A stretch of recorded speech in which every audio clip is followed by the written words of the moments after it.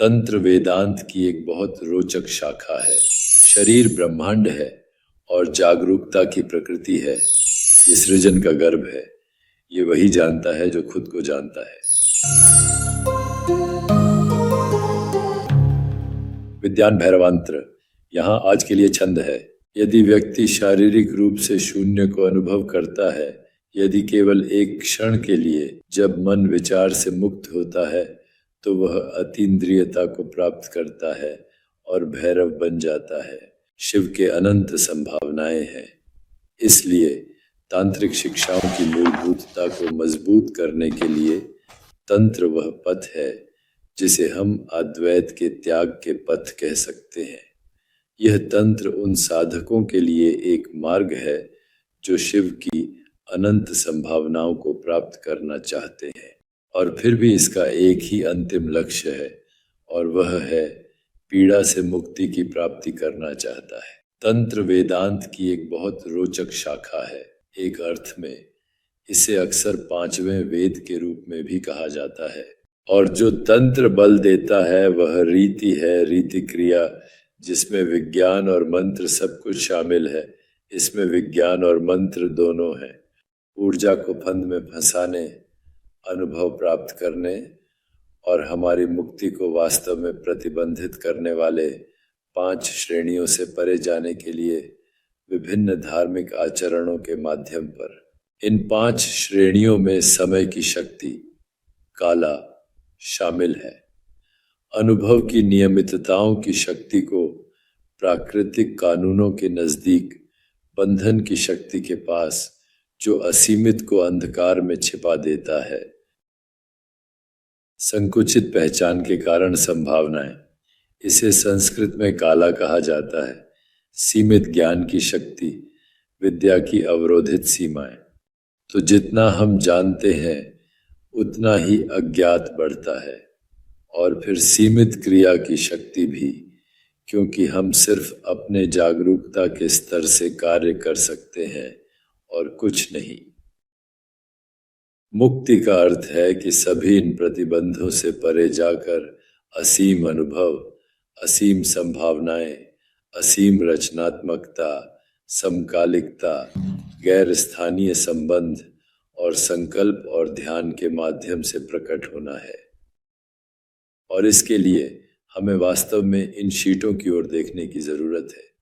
इसलिए पहली शीट को अनामय कोशा कहा जाता है, जो भोजन से प्राप्त शारीरिक शरीर है, और प्राण, सो प्राणमय कोश, अनामय कोश के गतियों के अनुसार भी चल रहा है, जो आमतौर पर शारीरिक शीट के रूप में व्याख्या की जाती है।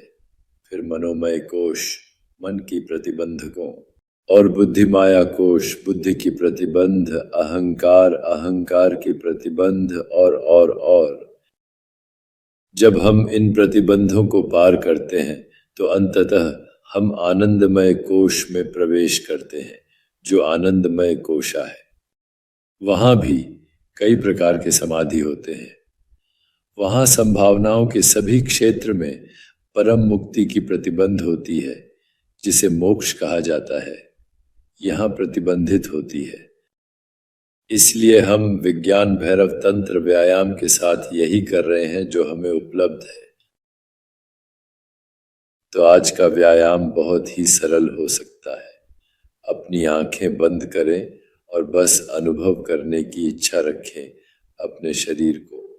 पहले अपने शरीर में अनुभव करें और फिर इच्छा करें कि शरीर को पूरी तरह से बिना सीमाओं के अव्यवहीन अनुभव करें। बाकी ब्रह्मांड के साथ, जो कि भी असीम है, कोई सीमाएं नहीं है, अव्यक्त है, अनंत है। बौद्धिक रूप से न करें, आंखें बंद करें और शरीर को शून्य में अनुभवें। कोई सीमाएं नहीं, सबके साथ जुड़ा हुआ। जब आप ऐसा करते हैं, आपके पास विचार, अस्थिरता, कुछ ध्वनियां, शायद कुछ छवियां होंगी, लेकिन अपनी जागरूकता को बिना आकार में रखें और तथाकथितता देखें या जो अनुभव कर रहे हैं, गुण, धर्म, रंग, आकार, रूप, ध्वनि सिर्फ उत्तेजनाएं हैं, बिना आकार की शक्तियां हैं। ये शक्तियां अनिश्चित होती हैं और असीमित रूप में विकसित हो सकती हैं। लेकिन फिर आपसे यह पूछें, इसके आगे और क्या हो सकता है, और फिर यह विचार करें कि आपका शरीर अवचेतन ज्ञान है और उस विचार पर अपना ध्यान संरेखित करें।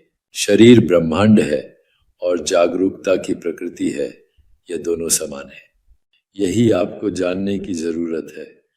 शरीर सीमाओं के बिना ब्रह्मांड के साथ एक है और ये खाली नहीं है।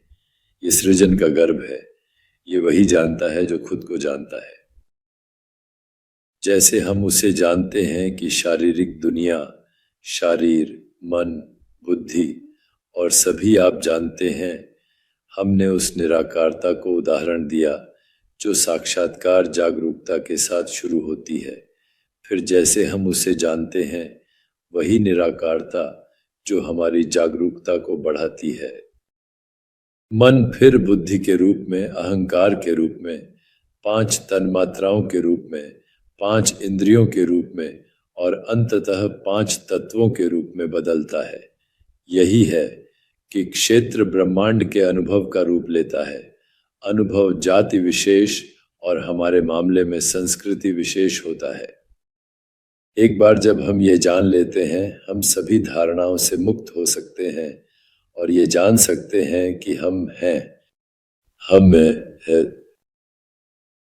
सभी आवरण हटाने के बाद हम न केवल इस ब्रह्मांड के रूप में, बहु ब्रह्मांड के रूप में भी दिव्य प्रकट हो रहे हैं। ठीक है, ये थोड़ा भारी है, लेकिन हम विज्ञान भैरव तंत्र के अद्भुत अंतर्दृष्टियों में पूरी तरह जा रहे हैं।